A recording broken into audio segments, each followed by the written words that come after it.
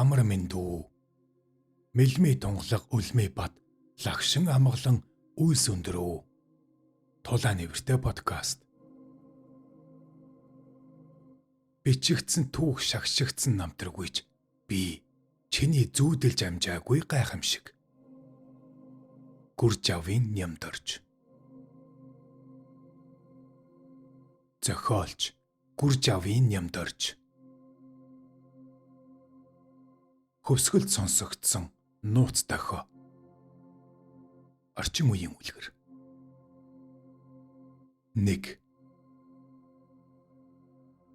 Хөвсгөлийн тайгад нэгэн гөрөөчин омог байжээ. Тэднийг сантихан гэдэг байсан нь одоо нэгэнд илэрхий болов. Омгийн ахлагчинд нь Дүүнз гэдэг нэртэй 13 орчим насны хүү байв. Гэтэл тэр Дүүнз гэдэг нь чонон тайгын шивэр голоор нутгалдаг асан 3 хүчрхэг омгийг хийдсэн аимшигт махчны нэр байсныг тэд мэдсэнгүй. Хүү нэгэн өдөр анд яваад буцаж ирсэнгүй. Уг нь оройн хоолндоо нэмэр хачир хийх ганц 2 хэрэм агнаад л ирэх ёстой байж. Омгийнхан урцныхаа гадаа зогсоод бүхэл шүнжэнгөө дүүнзээ хэмээн хашгиралдаж хонжээ. Үүрээр ойн цоорхоод битүү хар үстэй бүгтэр хар хүн шүдэ хавран гарч ирсэн нь махчин Дүүнз байв. 3 уулын цаана явсан тэр аратан өөрийнхөө нэрийг сонсоод гүйж иржээ. Урдуураа улаан халтар буг гаргадаггүй сайн анчин явхдаа нэг нөхрөө алж илгийг нь идэн амтшаад махчин болсон түүнтэй омгийн 8 шилдэг залуу ир хүч тэнцэн тэмцэлдэж эцтэй сүлдэж эхлэв. Яг энэ үед нүд цохлом хурц гэрэл орчныг нөмрөн тэнгэрт аянгийн дуу тасхийг нүргэлэхэд махчин өснөөснөөсөө хиншүү ханхлуулан үгэдгийн унжээ. Хүмүүс тэрхүү аюумшигт гэрлээс нүдэ халахлан сүгдэцгөөхтөө. Та нар хүүдээ махчны нэр өгчээ. Хөөч нь ойд төөрсөн маргааш өглөө ирнэ гэж хэлэх цээл сайхан хоолойтой эмэгтэй хүний дууг сонсчээ. Сантын омгийнхны шүтэж дахиж ирсэн цурхын овоон дээр намирч байдаг хэв хадаг шиг өгөршсөн самбаа дээлтэй гоо үзэсгэлэнт бүсгүй маргааш өглөө нь Дүүнз хүүг авч ирээд намайг бас Дүүнз гэдэг аюул учирвал миний нэрийг дуудаарай. Газар нутагта амьдрах ирэхгүй болсон зовлонт хийнэгч болов би Тэнгэрийн оронд хүргэж өгнө. Харин зайлшгүй өөхөх цаг нь ирсэн хүмүүст тусалж чадахгүй. Тэд өөрсдийн унаагаар хойд төрөлдөө очдог жамтай. Хифтийн догшин бөөгийн дуун хүрсэн 23 үеийг чинь харж явъя гэд моддын дундуур иргэн алгуулжээ. Салхинд дээлийн хормоо намирч байхад задгаа үснэ хийсэхгүй байна. Бас алтан цомгүй юм. Чөтгөр шулмус байх хэмээн гөрөөчөд хилэлцээр үлдсэн аж. Түүнээс хойш аюулд учирсан 10 гаруй хүн тэр бүсгүйг дуудаж Тэнгэрийн оронд утсан гин. Тэдний 8-ынх нь хэрхэн яаж явсан түүх нэгэнд баларчээ. Харин 9 дэх хүнээс хойшх нь одоо тодорхой болов. Энэ намтрыг би тэр аимшиггүй анчин омгийн амьдарч агсан тайгад бус харин Хонконгийн битүү ширэнгэд загасчны бяцхан завдаар сонсож билээ. Түүнийг надад Тотья гэдэг хятад Малайзын ирлийз бүсгүй ярьсан юм. Гэр ахуйн цахин багажны нэрд гарсан пүүсийн эзэн агсан ир нөхөр нь өгөхийнхээ өмнөхөн үүнийг хэлж бас бос бичиг баримт үлдээжээ. Маргааш нь би тэднийд очиж нөхрийн бичиж үлдээсэн бүхнийг уншсан. Монголын балар тайгдах гөрөөчин омог хэдэн зуун жилийн турш хариг гаригийнх гэмээр хүмүүстэй харилцаж 10 гаруй хүн тийшээ явсан гэж тэнд бичжээ. Тотегийн нөхөр нь тэдний удам бөгөөд хард нисэж гарсан 14 дэх хүн болох Лаажин гихчийн ач хүү байв. Тэрээр харт амхны 8-ачдын хөлсний армийг санхүүжүүлж байсны учир цааслагджээ. Түүний бичснээр Дүүнз дохиогоор тайгаас ниссэн хүмүүс бүгдээрээ зүүн өмнөд Азийн орнуудад буусан бөгөөд одоо тэднээс Чоймбол, Шар нэрс хэмээх 2 хүн амьд мэнд байгаа аж. Тотег надад тэдний хаягийг өгөхт нь би эднийг олно гэдэг ч ёстой зангууны үлгэрийн бахаа гэсэн шивэн бодожсоо. Бүсгүй Гонгийн хотын үдэш химэх сонин гаргаж урд нүүрэн дээр нь хэвлэгдсэн махлаг гэрийн зургийг заагаад энэ хүнийг тамждын авид гэдэг юм. Каратегийн хар бүстэй. Усны голио хочоороо алдаршсан монгол хүн. Гүнгээд түүнийг танихгүй хүн гэж байхгүй гинлээ. Та очиж уулзал та. Маш сонин юм ярьж магадгүй гэж нөхөр маань ярьж байсан. Эндээс ердөөл 2 хүн өртөө газар шүү дээ гэв. Хэдийгээр би сэтгүүл зохиолч бус судалгааны ажлаар яваа хятад хэлний жирийн нэг мэрэгжилтэн боловч тийшээ яваад үзье гэж шийдсэн юм. YouTube дээр Туулаа нэвэртэй подкаст. Сонсогч та Хөвсгөл нутгийн хүн үү? Энэ зохиолын талаар сонсож байв уу? 2. Төтэйгийн нах захын тусаар шорон төмөн хүнтэй гүнгээгээс авдийг маш амархан олж уулзав. Тэрээр хотын зах дах цусланда ач охиныхоо хамт дун ногоо хурааж байлаа.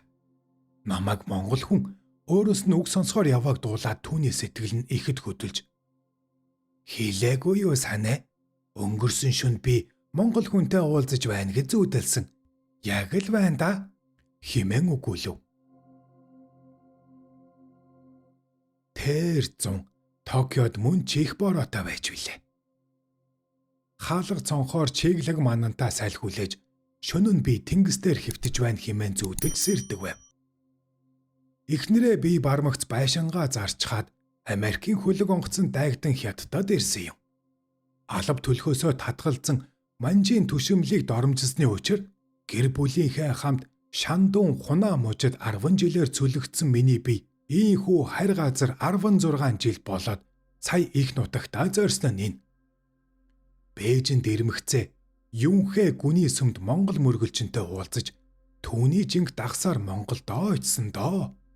Тэр бол Бадаргуулт төрийн 34 он байсан юмдаг. Очмох зоол хушууныхаа хар гэрт орсон. Юун гэвэл шандуун мужид 4 жил болоод л босож Японд руу очсон юм. Тэр үед чинь Жи бан гэдэг байлаа шүү дээ. Манжийн хааны хууль зөрчсөн тул намайг засаг ноён балдан бариулж түүнийхээ харамжинд амбнаас өндөр шан авсан гэсэн. Ийхүү байтал тамгын газраас хосууны газрын зураг алдагдаж түүнийг Японоос зугаацгаар явсан нэгэн хүн авч утсан гэж дуулджээ. Усан баймал Бярдан буугаар зэвсгэлсэн хошууны ирчүүд түүнийг хөөгөөд барьж чадсангүй. Тэндэл миний мухалгийн эзэн мацуудаагаас сурсан каратегийн эд шэд гарсан да. Би 1226 газар 7% хошууны газар нутгаа тэгж авраад түүнийхээ ачаар ял мултарч харь биенд үлдсэн юм. Миний урдах эхнэрийг булаг гэдэг байсан. Яа харахгүй чиний ярьсан анчны омгийн хүнтэй. Тэр маань 13 настай да 70 гаруй настай хүнд богтлогдсон очих болж тэгээд л дүүнз гэдэг нэртэй шидтний авралаар тэнгэрт гарч Японд буусан гэдэг. Харамсалтай нь би энэ ярианд нь итгэдэггүй байсан болохоор тэр маань өөр их юм жараагүй. Харин би чамааг нилээд ахиухан юм хэлж чадах нэг хүнтэй уулзуулъя. Бид хоёр ноднон боо цэндийн совлолт хамт амарч танилцсан юм. Тэр над нэг удаа Гүнтэв гэдэг хүний тухай ярьсан. Зайлвал яг л миний түрүүчийн аваал ихнэр шиг хов төөрөхтэй хүн байна билээ гэж авид ярьлаа. 3. Авидгой бид хоёр болзоо тогтоож 3 өдрийн дараа Гүнгэ хотоос 200 км зайтай орших уулын Манфо тосгонд мод үржүүлгийн газрын эзэн Дүүсюэгэнд уулзлаа. Нас 100 шахсан 2 өвгөн надтай хамт шүнжин сууж залуу насаа дурсацгаалаа. Дүүсюэ өвгөн ингэж ярив. Гүнтвийн тухай та нар мэдэх ёстой. Тэр бол аргагүй л хөх Монголын тасархай ясны хэлтэрхий цусны дуусал байсан юм. Хов хүний үзэж болох ёстой бүхнийг тэр үзээ зогсоогүй. Улс гүрний туулж гарах хувьтай тэр гашуун үнээх ч нэвтэлж явсан. 1916 оны 7 сарын 1 орой. Монгол руу явж байсан Жингийн бяцхан цуваг дээрэмчид довтолж хэдэн хүнийг нь алж бараад ачаа бараа өнгөчин тэмээ мал туйлуулж байх үед яндан цагаан морьтой догшин дүртэй залуу ир давхиж ирсэн нь дээрэмчдийн 10-ны дарга Гүнтүв байсан юм. Дээрэмчид ямар нэг туг тахих гэж намайг амьд үлдээсэн байжээ. Гэтэл Гүнтүв над руу илт голсхийн ширтээж дотор газрын дурсан шаахаа дилжигчи их Монголын эдүүрийн сав долоохоор ард тийшээ мүлхэж явна уу гэж хашгирсан. Би түүний өмнө өвдөг сөгдөөд "За, өчөөхөн би тариачны хүн билээ. Амьдрахын эрхэнд хил алхасч ам зогоох гэж газар туулж явна. Ам өршөө" гэвээс "Химжээ тайл идэж үзээрэй" гэж хэлсэн. Тэгээд хөлөрсөн морио холб өсрүүлэн цовхчулж "Харчны хаан Бавуужав ийм юмар биш, тийм юмар туг дахин" химэн хашгирч ташуураараа заасан нь туйлсан тэмээний хөлд өнгөгцөн Хятадын эзэн хааны хүрэг байж үлээ. Жингийн үлдэгдлийг энэ нөхөрт өгч замд саадгүй явуул гэсний начаар би инх тунх их хүрээнд хүрсэн. Гойлогох нь уруутай шовлцсон бор тэр залуугийн хөнхөр духан доороос нь гялалзах хутганы ир шиг жижигхэн нүдийг нь би олон жил сэтгэлдээ тээсэн. Тэр бол Гүнтвийн төөрж будлан ааглаж явсан эд орооны цаг байж. Бавуужавыг та нар тэртээ тэргүй мэдэх газар да. 1911 онд Монгол Манжаас тусгаарлаж тулгар төрөө байгуулах үед харчин хушууны Бавуужав Монгол улсад дагаар орхоо илэрхийлсэн. Өвөр Монголын зарим хушуудаас цэрэг элсүүлж зүүн өмнөд хязгаарыг хамгаалж довтлох хар цэргүүдийг удаа дараа сөнөв гэсэн урд өгүүлбэр танаа шин түүхэнд байхыг би уншсан.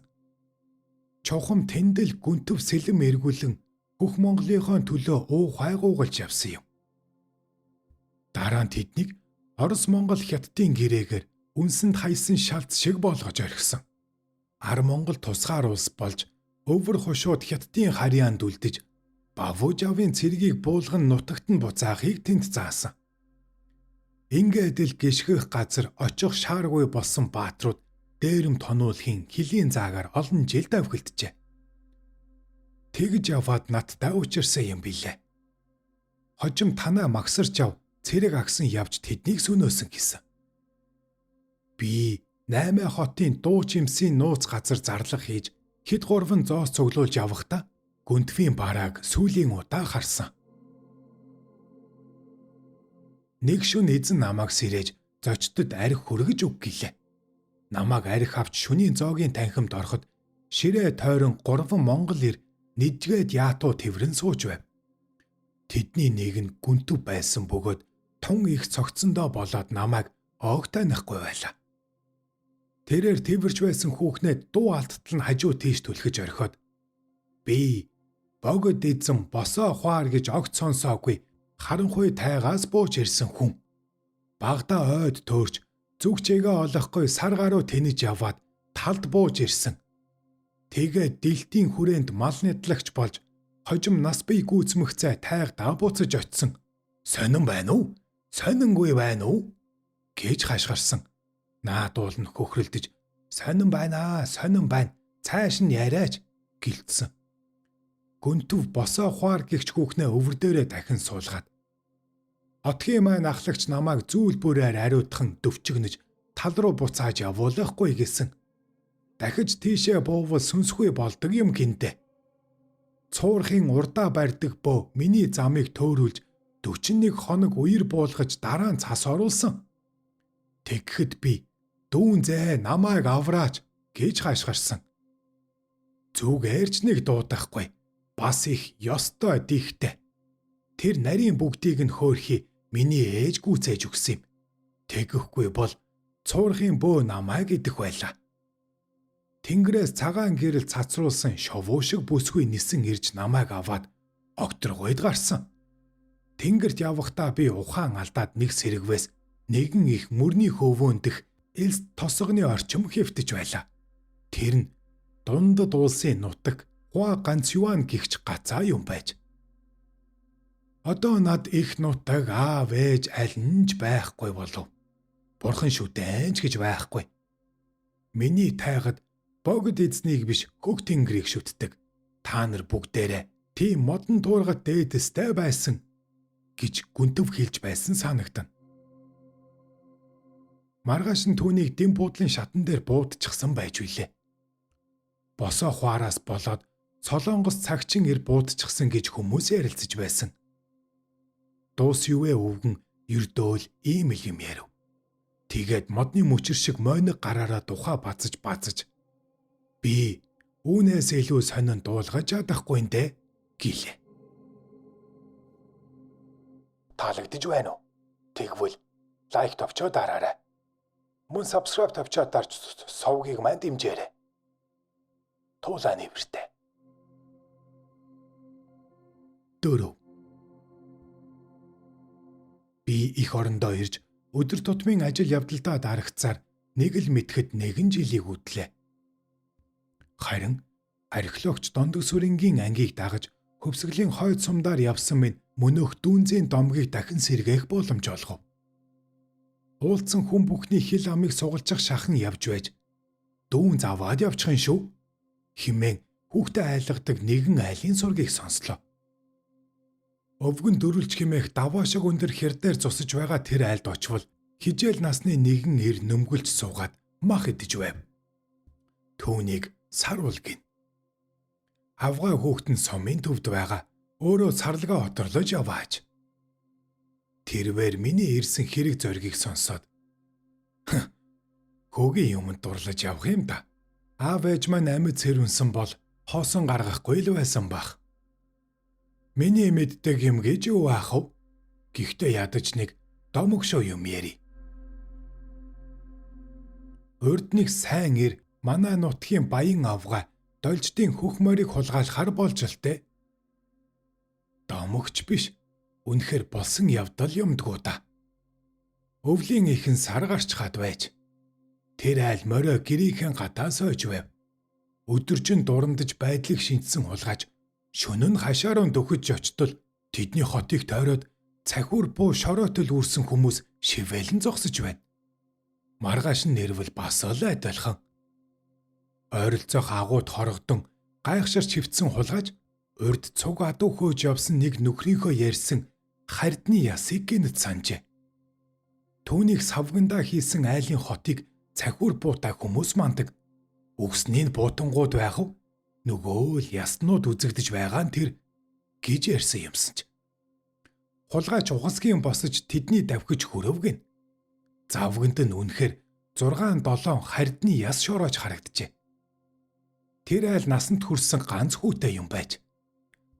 Авгай хүү хоёрыг гэр зуурын ажлаа амжуулан орж гарч явах зуур нь хулгайч тэднийг нь хамж өвөртлөөд морджээ. Шөнө нь морийг нь хулуулж мэрэг төөрүүлэн хойд зүг гаргаад дараа нь урагшаа хөөжээ. Ногтыг нь алаг толгоон бэлд. Дэл сүлийг нь бор бургасны өвөрт хайсан гэсэн. Харамсалтай нөгөөх морио юулж унах гэж байгаад алдаад маргааш нь үдэш хөөцөлцөөр гэрийнх нь гадаа ирж илтээ.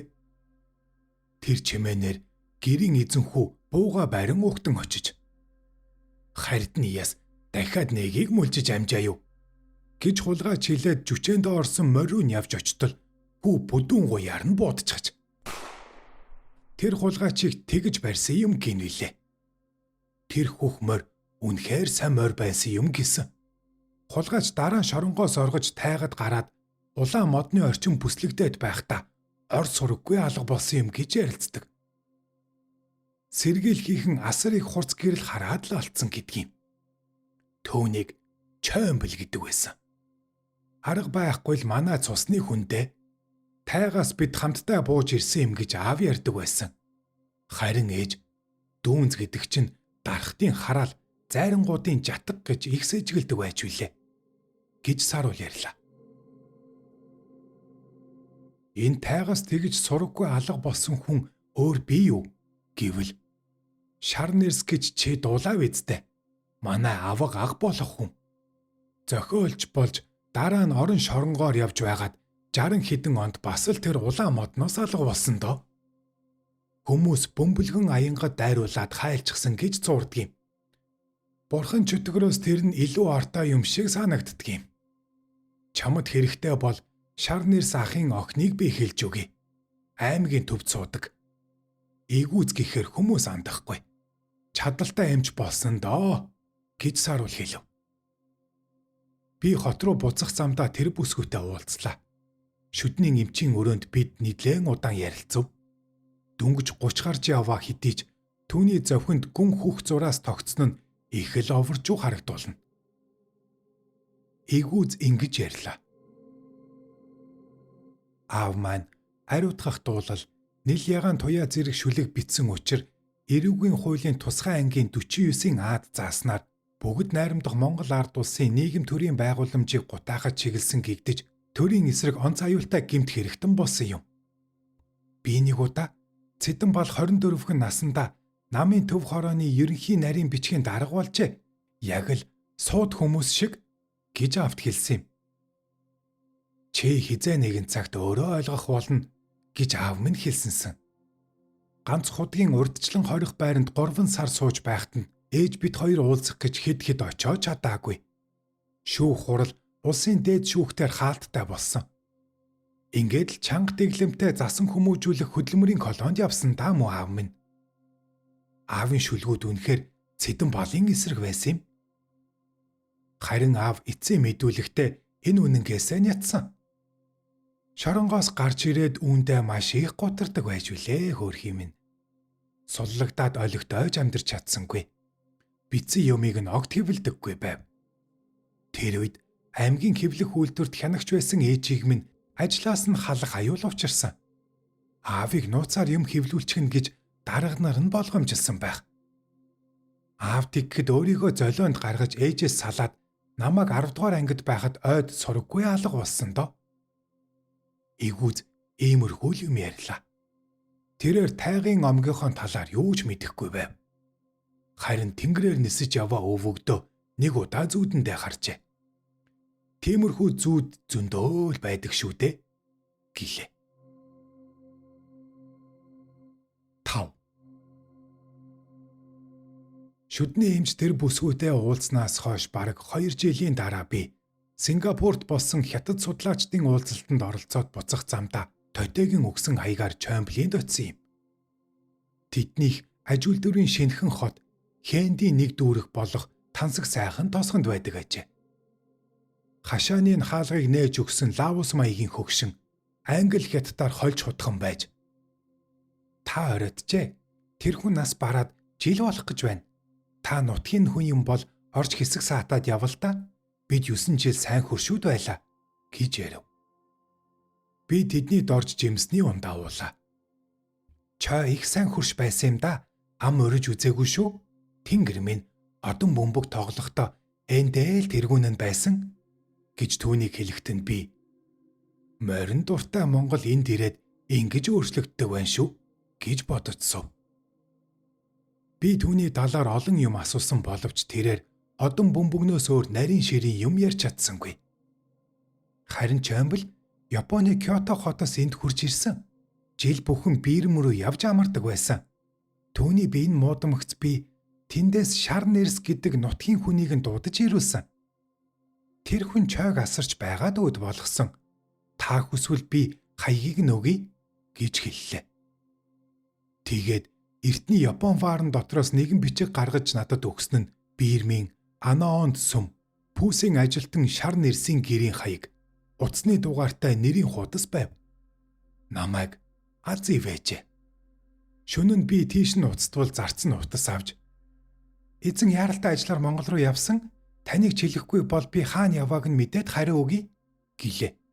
3 цагийн дараа тэр над руу залгаж шар нэрс ноёнтон Бээжингийн Чинжүү зочид буудалж байрлаж байна гэлээ.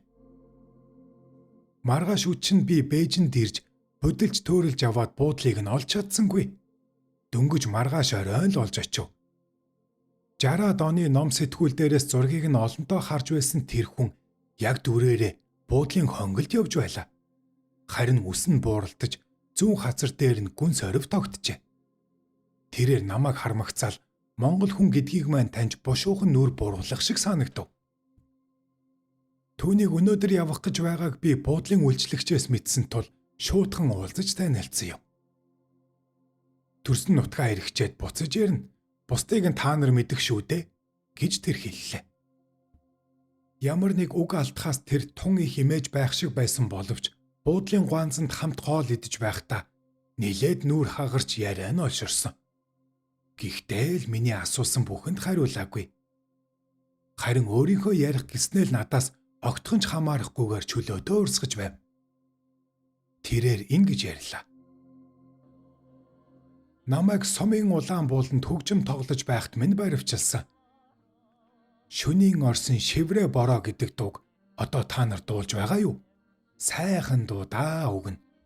Тэр чинь нийтийн бүжигт ойроо байсан юм. 100-аад хүний нүдэн дээр намайг баривчилцгаасан. Би цэдэн боолыг үзэн яддаг. Түүний гიშгсэн мөрийг арилгахад наа заах нь 50 жил хэрэгтэй гэж тэр ярив. Таны өвөг дээдэс харь гаргийнхантай холбоотой байсан гэж үнэн үү гэж намайг асуухад түүний царай зэвхэрэн цайж үүнийг хүртэл та нар мэдчихсэн хэрэггүй хэмээн шивэнсэн. Үгүй надаас өөр хинч мэдэхгүй. Нэг хүн мэддэг байсан нь нас барчихсан гэд би Тотегийн нөхрийн нэрийг хэллээ. Шар нэрс толгой дохиж түүнийг би сонсож байсан. Харамсалтай хэрэгээр алагдсан байсан гэв. Тэгээд босож надаас төрүүлэн гарсан бөгөөд үдшин салах ёсч хийлгүй явчихсан байлаа. Шар нэрс Улаанбаатарт очисон өдрөө мөрөн рүү нисэж охинтойгоо уулзчихад маргааш нь царцаа ногооноор тайг руу явсан байв. Би тайг руу гараад эргэж ирэхдээ уулзахгүй буцна битгий хүлээгээрэй гэж тэр эгүүзэд хэлсэн байжээ. Муу зүн совинд авцсан охин нь дараагийн ээлжийн шуудангаар тайг руу нисэн очижээ. Биднийг улаан модонд арайхан хүрэлгүй хоноглоход тэндээс асар хурц гэрэл гарч байсан гэж эгүүзийн нөхөр нь надад дараа нь ярьж байсан юм. Шар нэрс инхүү 2 дахь удаага нисэн оджээ. Магадгүй энэ бүхэн харь гаригтай бус харин сүнстэй ч холбоотой байж болох юм гэж тэгэхэд би бодсон. Учир нь дүүнс дохоогоор ниссэн бараг бүх хүн зүүн өмнөд Азийн орнуудад буусан байдаг. Хэдэн зуун жилийн өмнө ийшээ нэгэн бүү явж байгаад замдаа нас оржээ. Уг нь тэр сахиулсан онгодоо хийх хар тамхины савдаг олж ирэхээр гөрөөчний отгоос гарсан юм байж. Тэр л биднийг тийш нь дууддаг гэж авдын ихнэр нэгэн удаа ярьж байжээ. Би тайгаар хөндлөн гулт хэсэж улаан модны өмхөрч унсан уртсны орон дээр зогсож байхдаа үлгэрдэж байгаагүй адал явдал туулсан тэр бяцхан омгийнхны өмнө толгой гудаалхан мэхийсэн билээ. Төгсөв. Мөрөн хот 1990-ээс 1991 он.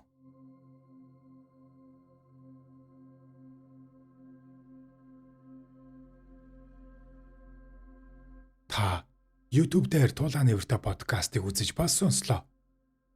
Бичлэг таалагдсан бол сэтгэлдээ үлдээж subscribe тавьчуудаарай. Ингэснээрээ та намайг дэмжиж буй юм. Тэгснээрээ би баярлах юм. Мөн нүүр ном дээр Тулаан нэвртэй гэсэн хуудас бий. Нүүр номоор зочлохдоо хуудасаар минь дайраад гараарай. Танд таны гэр бүлд эрүүлийн хад жаргал хамгийн сайн сайхан бүхнийг хүсье.